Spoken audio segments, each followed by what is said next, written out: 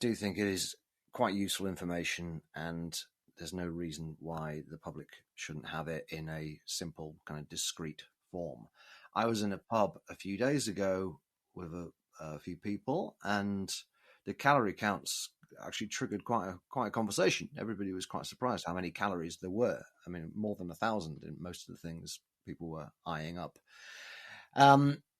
So, as part of having an informed consumer, I think it's hard to argue against. However, there are two perfectly reasonable opposing views.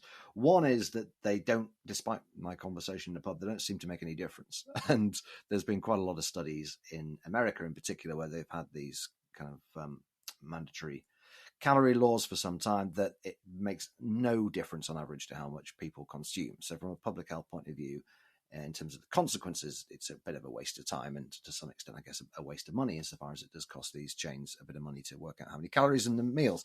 The other, which you've alluded to, is eating disorders, which is kind of it's a kind of unintended consequence that not everybody would have perhaps predicted. But people with eating disorders, eating disorder charities, have been against this from day one. They're really quite angry about it, and you can understand why, because part of recovering from anorexia in particular is to stop thinking about calories all the time. And these menus obviously are going to remind people about calories all the time. Now, what exactly the consequences of that are, I'm not sure.